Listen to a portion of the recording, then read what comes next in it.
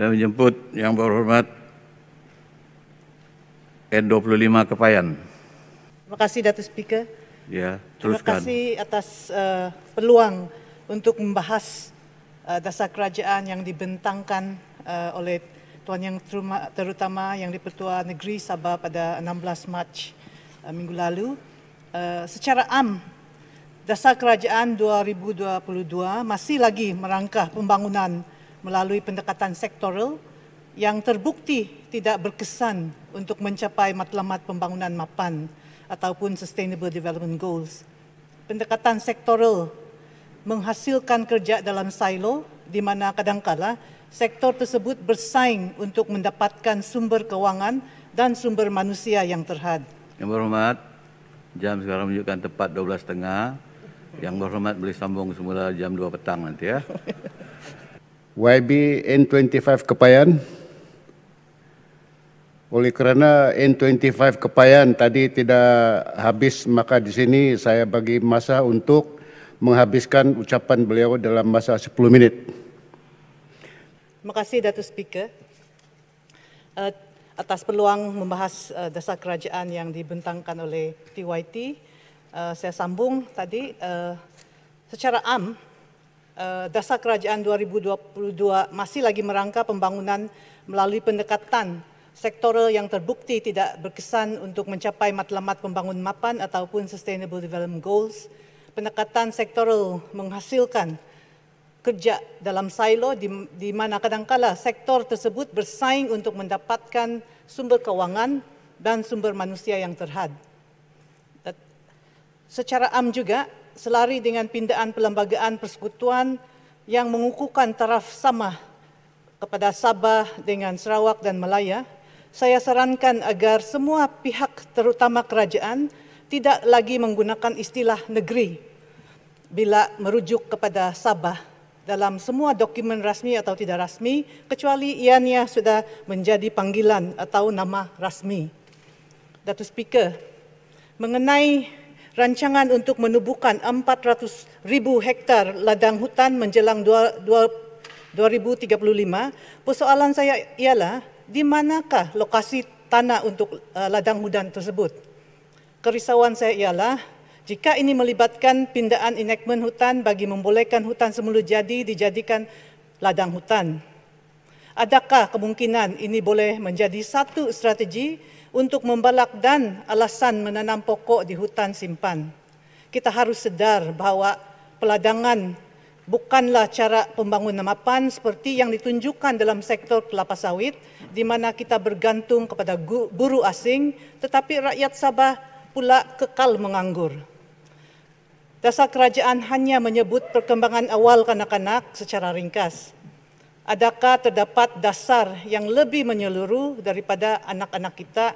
Contohnya, adakah terdapat rancangan kerajaan untuk mewujudkan atau menerima pakai konsep bandar mesra kanak-kanak ataupun child-friendly cities?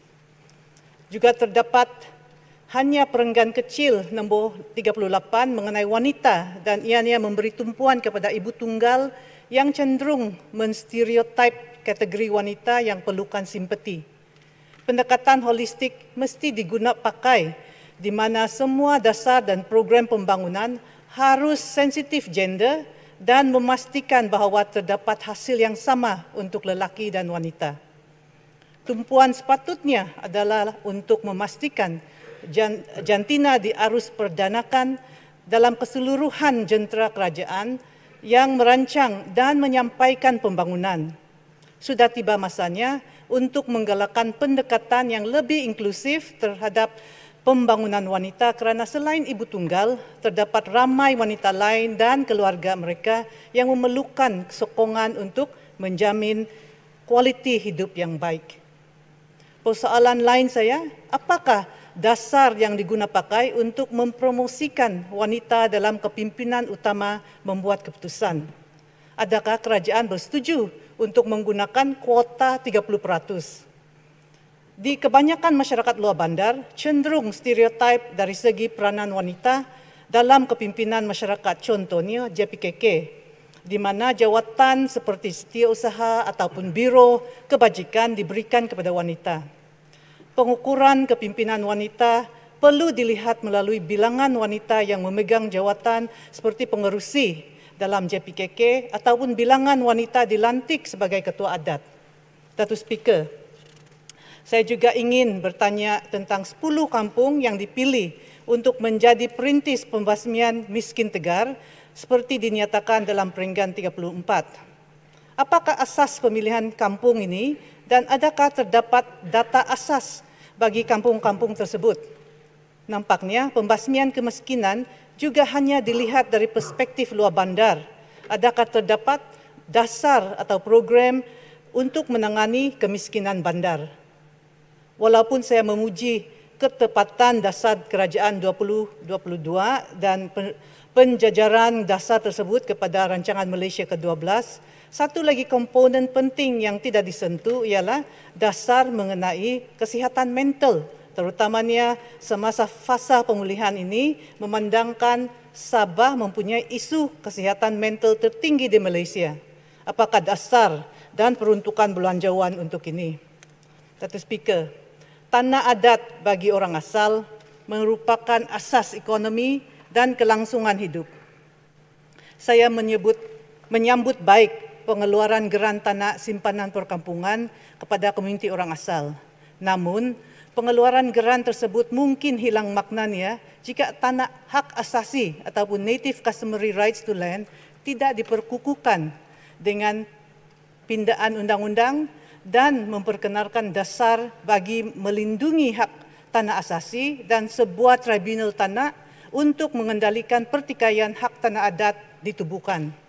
Saya juga ingin bertanya, pendirian kerajaan berkenaan pegangan tanah hak asasi ataupun customary tenure di bawah Seksyen 66 Ordinans Tanah Sabah yang menyatakan pegangan hak tanah tersebut mempunyai a permanent heritable and transferable rights of use and occupancy ataupun hak penggunaan dan penghunian yang kekal, boleh diwarisi dan boleh dipindah milik.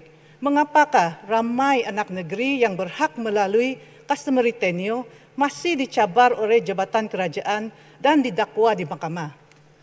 Datuk Speaker, penyediaan pelan daerah dan pelan tempatan adalah penting, tetapi proses konsultasi mesti merangkumi semua jabatan berkenaan dan pihak berkepentingan yang lain.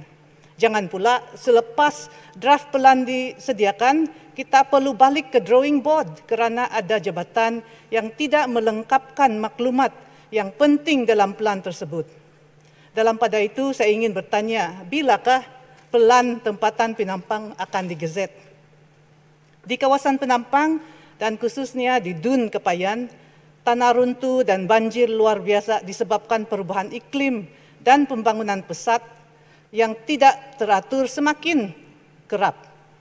Dalam hala tuju pembangunan guna tanah mapan dan sistematik, adakah strategi jangka masa panjang yang dirangka dan adakah kerajaan memperuntukkan dana emergency dan mencari strategi jangka masa pendek termasuk kolam penahan yang boleh membantu menyerap air banjir yang berlebihan? Datuk Speaker, untuk memperbaiki pengurusan pihak berkuasa tempatan, undang-undang kecil amat penting. Oleh itu, saya ingin bertanya, mengapa kelulusan undang-undang kecil yang penting mengambil masa yang lama untuk diluluskan di peringkat Majlis Daerah Penampang? Saya juga menyambut baik pelan pembangunan sukan Sabah 2020 ke 2030 yang antara lainnya pentingkan penyediaan infrastruktur. Namun, banyak lagi pembangunan infrastruktur sukan di Penampang yang lama tertangguh, khususnya pembinaan bumbung di kawasan gelanggang luar bola tampar, futsal dan bola keranjang di kompleks sukan Penampang. Bilakah ini akan dibina? Berkenaan dengan mekanisme menangani aduan, pejabat adun saya menghadapi masalah di mana maklumat agensi yang bertanggungjawab sesebuah kemudahan seperti tiang elektrik, parit ataupun jalan raya tidak jelas. Dan apabila dihantar sesuatu aduan, mereka diputar beliklah, tidak direct dan tidak ada mekanisme untuk memanjangkan atau merujuk aduan kepada pihak yang berkenaan. Ini merumitkan dan melambatkan penyelesaian aduan tersebut. Oleh itu, saya cadangkan agar satu saluran diwujudkan yang memanjangkan mana-mana aduan kepada badan yang bertanggungjawab di setiap PBT. Saya juga cadangkan agar Majlis Daerah Penampang membolehkan penerimaan aduan atas talian. Akhir sekali, Datuk Speaker, saya mengambil peluang ini untuk ucapkan selamat menyambut bulan Ramadan, Hari Raya Puasa dan Tadau Keamatan kepada semua. Semoga Tuhan memberkati segala usaha baik dan murni kita dalam menjalankan tanggungjawab kepada rakyat. Sekian, terima kasih. Terima kasih Kepayan.